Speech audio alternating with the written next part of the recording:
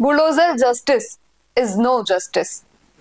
પરિવારની કોઈ વ્યક્તિ ગુનેગાર હોય તે માટે તેના સમગ્ર પરિવારને બેઘર કરી દેવાની સજા વ્યાજબી ન ગણાય. આપણા ઘરમાં બારીનું કાચ તૂટે તો પણ હલી જઈએ છીએ. આ બધા જ શબ્દો છે ભાજપ નેતા ડોક્ટર ભરત કાનાબારના. કેમ ભાજપના જ નેતા ભાજપ સરકારની કામગીરી પર આ પ્રકારે પ્રશ્નો ઉઠાવી રહ્યા છે, જાણીએ સમગ્ર વિગત. જય હિન્દ, બેસાઈન ટીવી ન્યૂઝ પર આપની સાથે હું છું નિધિ ગઢવી. અમરેલીમાં બુલડોઝર એક્શન સામે ભાજપના જ નેતાએ અવાજ ઉઠાવ્યો છે. અમરેલી ભાજપના નેતા ડોક્ટર ભરત કાનાબારનું ટ્વીટ વાયરલ થયું છે. તેમણે bulldozer justice is no justice નામથી એક પોસ્ટ કરી છે. અસામાજિક તત્વોના ઘર પર બુલડોઝર ચલાવીને તેમના પરિવારને બેઘર કરવાની વૃત્તિને સમર્થન આપવા પર તેમણે સવાલો ઉઠાવ્યા છે. ડોક્ટર ભરત કાનાબારે પોસ્ટ કરીને લખ્યું કે bulldozer justice is no justice. આ અસામાજિક તત્વોના ઘરો પર બુલડોઝર ચલાવીને તેના પરિવારોને બેઘર કરવાની વૃત્તિને પરોક્ષ સમર્થન આપનારા આપણે સૌ આપણા ઘરની બારીઓનો એક કાચ તૂટે તો પણ હલબલી જઈએ છીએ. ચોમાસામાં છત પરથી ક્યાંક થોડું અમથું પાણી ચૂવે તો જેમની ઊંઘ હરામ થઈ જાય છે તેવા આપણે સૌ કોઈ ગરીબના ઘર પર છત ના રહે તે જોયા પછી પણ નિરાતે ઊંઘી જઈએ છીએ. પર પીડનનો આ પિશાચી આનંદ લેતા પહેલા આપણે સૌ આપણી જાતને કેટલાક સવાલો પૂછીએ. આવું કહીને આગળ તેમણે અમુક પ્રશ્નો મૂક્યા છે જે સૌને વિચારતા કરી દેવા છે. તેમણે પૂછ્યું છે કે પરિવારની કોઈ વ્યક્તિ ગુનેગાર હોય તે માટે તેના સમગ્ર પરિવારને બેઘર કરી દેવાની સજા કઈ રીતે વ્યાજબી ગણાય? મકાન કદાચ ગેરકાયદેસર રીતે સરકારી જમીનમાં ઊભું હોય તો પણ તેને હટાવતા પહેલા નિયમ અનુસાર પૂરી પ્રોસિજર ન કરવી જોઈએ. આ મામલે તેમણે એક પ્રતિક્રિયા પણ આપી છે. સાંભળીએ શું કહી રહ્યા છે ભરત કાનાબાર. થોડા દિવસો પહેલા ગુજરાતના ગૃહમંત્રીએ ખાસ તો અસામાજિક તત્વોની જે રીઢા ગુનેગારો છે એની યાદી બનાવીને એમને જેલ કરવા માટે, એમને કંટ્રોલ કરવા માટે જે કવાયત આદરેલી એ ખરેખર ધન્યવાદને પાત્ર હતી અને એમને સોશિયલ મીડિયામાં ટ્વીટ દ્વારા પણ મેં એને અભિનંદન આપેલા.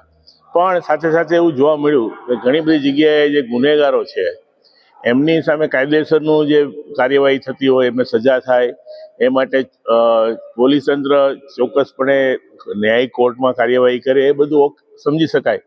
પણ એમના પરિવારોના ઘર તોડીને એમના પર બુલડોઝર ચલાવીને મને લાગે એમને બેઘર કરવાની જે વાત છે એ કુદરતી ન્યાયના સિદ્ધાંતની વિરુદ્ધ છે.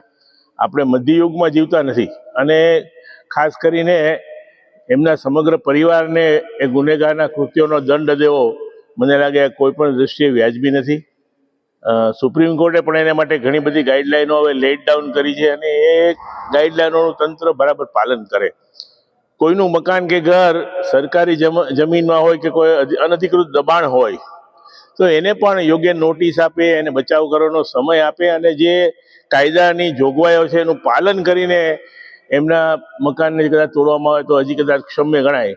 પણ સીધું કોઈ ગુનેગારને કોઈ આતંકવાદી હોય, કોઈ દેશદ્રોહ હોય એ રીતે એના ઉપર બુલડોઝર ચલાવી લેવું મને લાગે છે આ કોઈ પણ દ્રષ્ટિએ વ્યાજબી નથી અને એના પરિવાર સાથે આ મોટો ઘોર અન્યાય છે. ગત વર્ષે નવેમ્બરમાં સુપ્રીમ કોર્ટે કહ્યું કે નાગરિકોના અવાજને તેમની સંપત્તિનો નાશ કરવાની ધમકી આપીને દબાવી ન શકાય અને કાયદાના શાસનમાં બુલડોઝર ન્યાય સંપૂર્ણપણે અસ્વીકાર્ય છે. પૂર્વ chief justice DY Chandrachud, justice J B. Pardiwala અને જસ્ટિસ મનોજ મિશ્રાની બેન્ચે કહ્યું કે બુલડોઝર વડે ન્યાય આપવો એ કોઈ પણ સંસ્કારી ન્યાય પ્રણાલીનો ભાગ ન હોઈ શકે. રાજ્યએ ગેરકાયદેસર અતિક્રમણ અથવા ગેરકાયદેસર રીતે બાંધવામાં આવેલા બાંધકામોને દૂર કરવા માટે પગલાં લેતા પહેલા કાયદાની યોગ્ય પ્રક્રિયાનું પાલન કરવું જોઈએ. તેમણે કહ્યું કે કાયદાના શાસન હેઠળ બુલડોઝર ન્યાય સંપૂર્ણપણે અસ્વીકાર્ય છે. જો આને મંજૂરી આપવામાં આવશે તો કલમ 300A હેઠળ મિલકતના અધિકારની બંધારણીય માન્યતા સમાપ્ત થઈ જશે.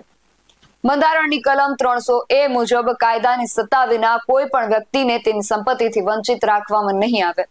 2019માં ઉત્તર પ્રદેશના મહારાજગંજ જિલ્લામાં એક મકાનને તોડી પાડવા સંબંધિત કેસમાં સર્વોચ્ચ અદાલતે 6 નવેમ્બરે પોતાનો ચુકાદો આપ્યો હતો. બેન્ચે ઉત્તર પ્રદેશ સરકારને વચગાળાના પગલા તરીકે અરજદારને 25 લાખ રૂપિયાનું વળતર ચૂકવવાનો નિર્દેશ આપ્યો હતો અને રોડ પ્રોજેક્ટ માટે અરજદારનું ઘર તોડી પાડવામાં આવ્યું હતું. આ બનાવ બાદ અને સર્વોચ્ચ અદાલતના આ ચુકાદા બાદ ફરી આ કાર્યવાહી ગુજરાતમાં કરવામાં આવી રહી છે, જેને લઈને ડોક્ટર ભરત કાનાબારે ખૂબ વેધક સવાલો ઉઠાવ્યા છે. તેમના દ્વારા પૂછાયેલા પ્રશ્નો વિશે તમારું શું માનવું છે અને આ પ્રશ્ન ભારતના એક નાગરિક તરીકે તમને પણ પૂછાયો છે એવું માનીને તમારો આ મુદ્દે શું જવાબ છે અમને કમેન્ટ કરીને ચોક્કસથી જણાવજો. આવા જ વધુ અહેવાલો સાથે મળતા રહીશું. તમે મારી YouTube ચેનલને સબસ્ક્રાઇબ કરવાનું અને અમને Facebook અને Instagram પર ફોલો કરવાનું ભૂલશો નહીં. બાકી અવનવી અપડેટ્સ માટે આપ જોતા રહો BS9 TV ન્યૂઝ. નમસ્કાર.